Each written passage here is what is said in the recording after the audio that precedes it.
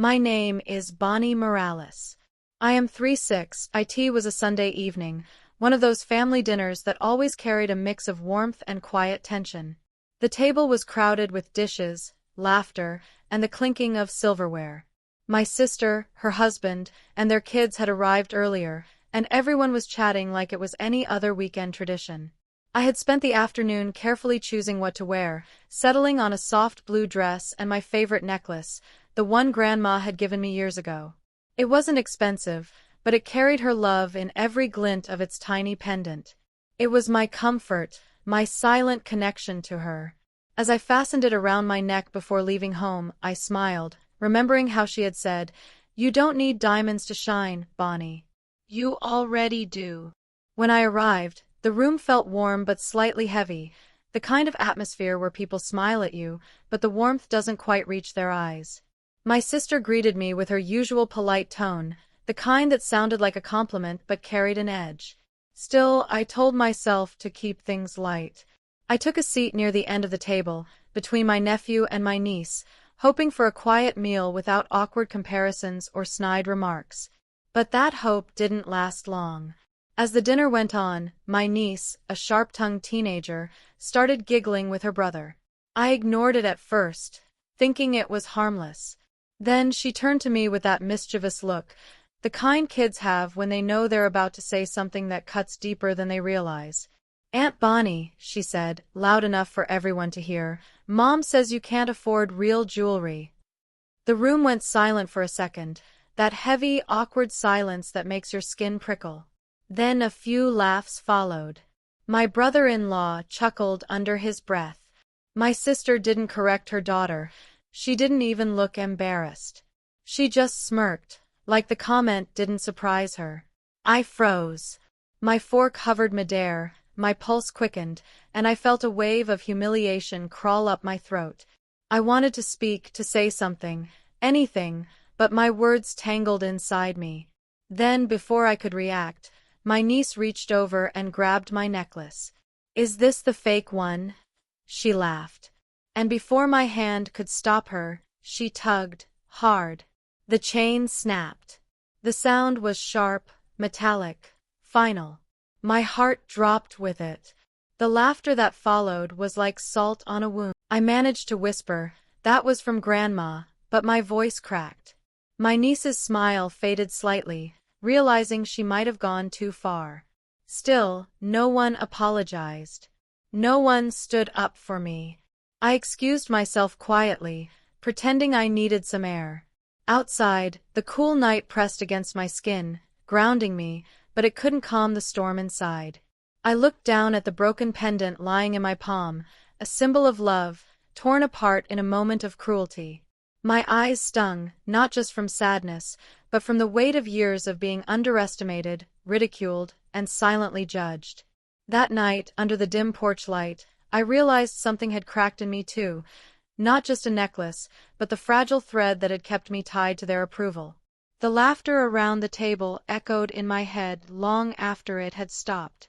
I sat there frozen, my fingers wrapped around the broken necklace, the little pendant lying cold in my palm.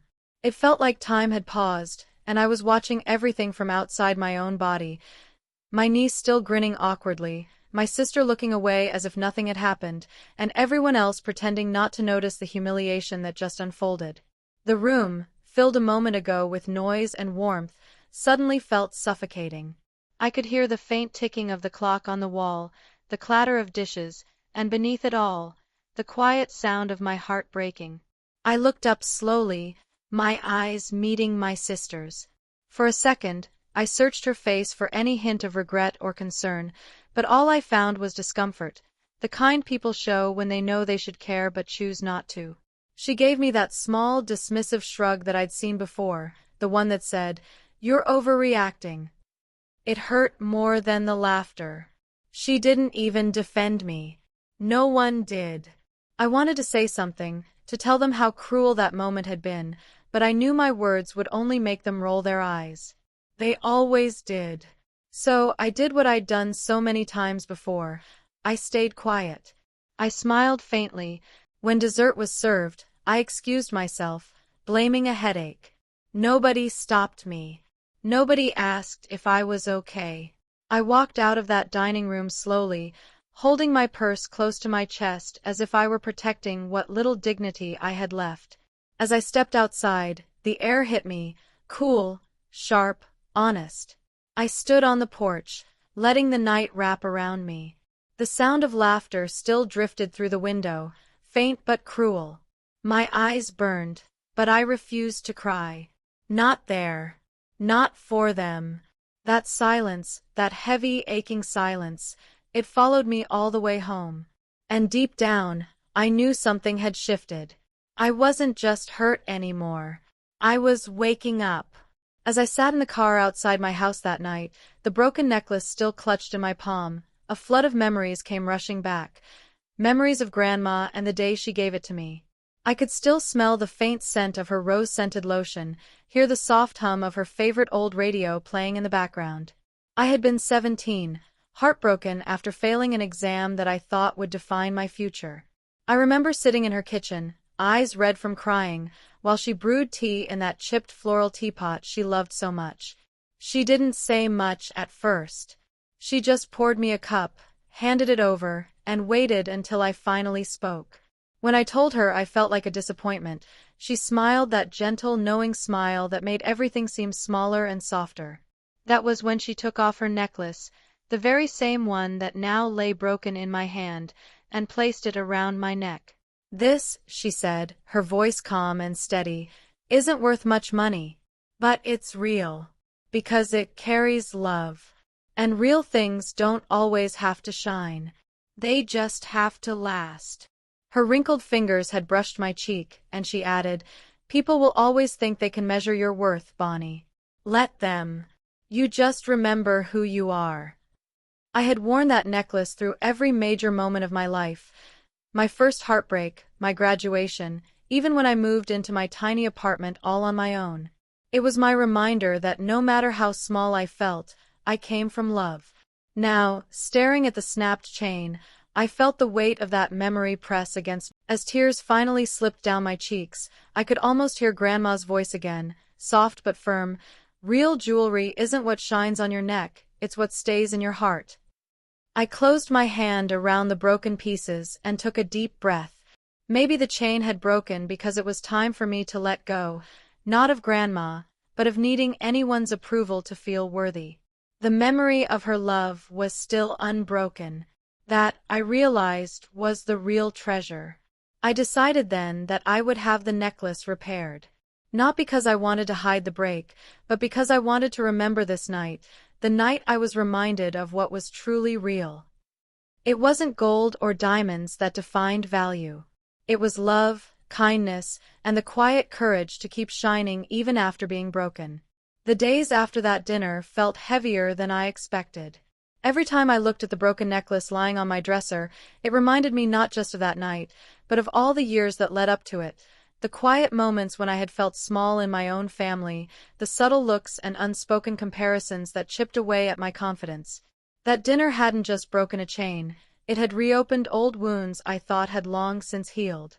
Growing up, my sister and I were always compared. She was the golden one. Pretty, charming, the kind of person who fit neatly into everyone's idea of success. She married young, to a man with money and status, and my parents adored the life she built. I, on the other hand, chose a different path. I didn't marry early. I went to college, worked odd jobs, struggled to make ends meet, but built a quiet, independent life that I was proud of. Still, in my family's eyes, it never seemed to be enough. Whenever I came to family gatherings, the questions always had a hidden sting. "Are you still living in that little apartment?" That realization stung more than the memory of the necklace snapping. I began to see that this wasn't just about jewelry or money, it was about respect. About the way people can diminish you so slowly, so subtly, that you start believing their version of your worth. That night at the dinner table was just the final straw. It forced me to confront something I had avoided for years, the truth that love without respect is just a performance, and I had been performing my role for far too long. As I looked at the broken chain again, I felt anger stir, not wild or bitter, but quiet and resolute. For the first time, I wasn't angry at them for laughing. I was angry at myself for thinking their laughter mattered. I realized I didn't owe anyone an explanation for my choices or my worth. The respect I had been searching for from them was something I needed to start giving myself. And maybe, just maybe, that was the lesson hidden inside the hurt. That night, after I came home from work, I found myself sitting alone at the edge of my bed, the broken necklace resting in my open palm. I'd been staring at it for what felt like hours. The house was silent except for the faint hum of the refrigerator and the soft ticking of the clock on the wall. The stillness around me felt almost too loud, pressing on the edges of my thoughts. I had held myself together for days, at work, in public, even when I bumped into people who asked about my weekend. I had smiled, said it was fine, and moved on. But that night, the mask cracked. The memory of my niece's smirk, my sister's silence, and that horrible sound of laughter looped in my mind like a cruel recording I couldn't turn off. I tried to distract myself, made tea, washed a few dishes, turned on the TV, but everything felt distant.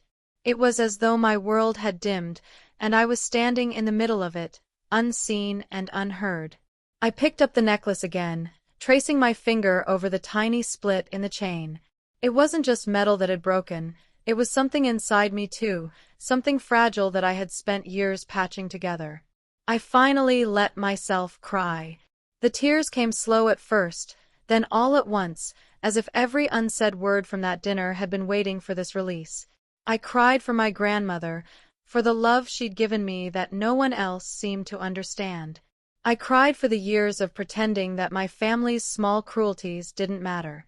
I cried because I realized that no one at that table, not even my own sister, saw me for who I truly was. To them, I was the outsider. As I sat there, I thought about Grandma's words again. "You already shine, Bonnie." Maybe she saw this version of me coming, the one who needed to learn that real worth doesn't depend on anyone's validation. I took a deep breath, feeling something shift inside me, a quiet decision forming, like a whisper that grew louder with every heartbeat.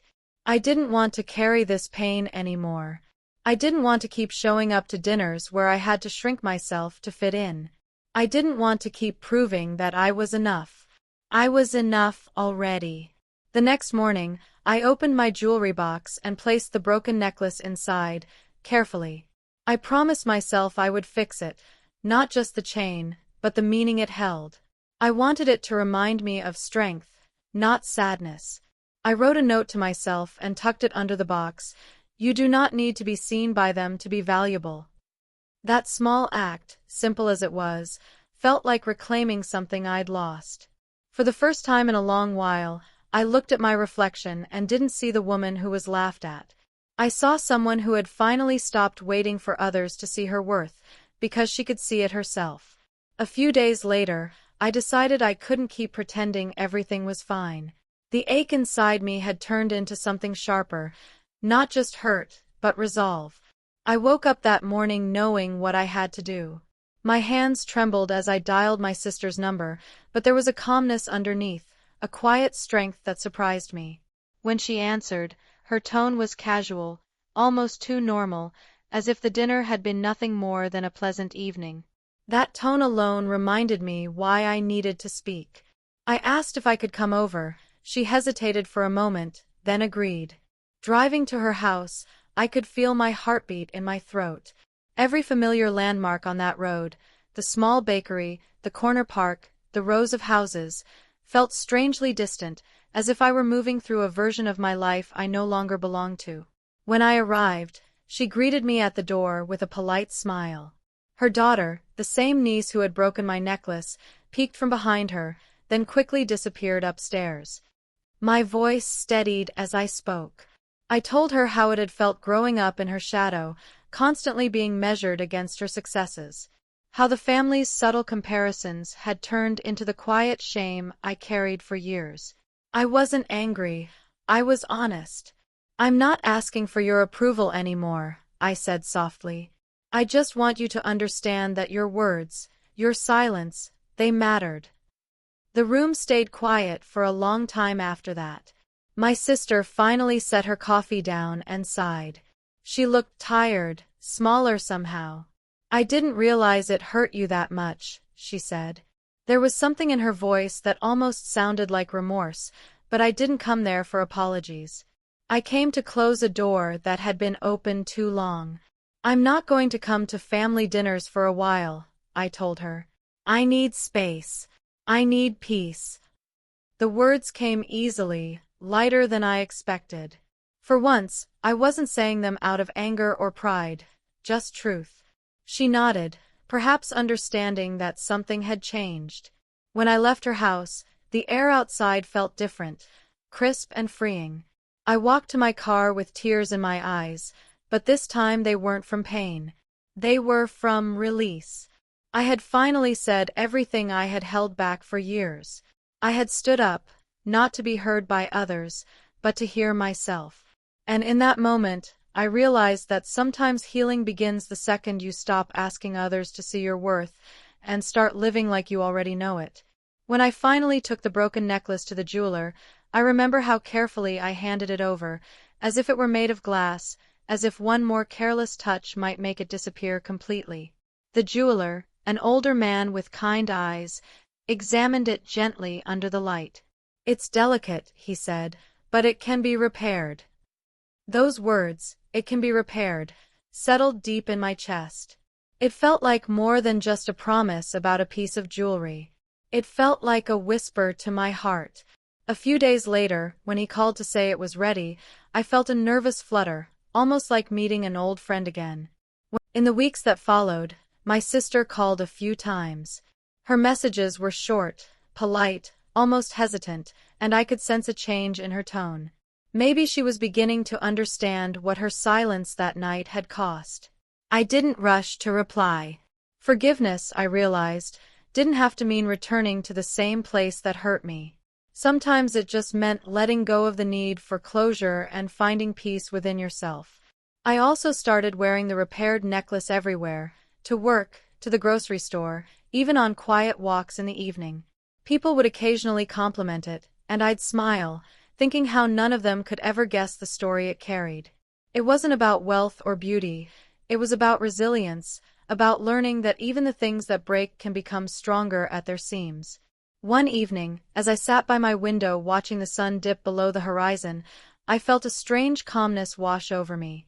The pain from that dinner had dulled into memory, softened by time and self-respect. I realized that my grandmother's gift had never really been the necklace, it had been the lesson it came with. To love myself even when others didn't, to stand tall even when others laughed, and to keep shining even when life cracked me open. I reached up and touched the necklace, the small repaired link warm against my skin, and smiled. It was no longer a reminder of humiliation, it was a symbol of survival, of healing, of becoming whole again. I whispered softly, as if Grandma could still hear me, "You were right. Real jewelry isn't what sparkles. It's what endures."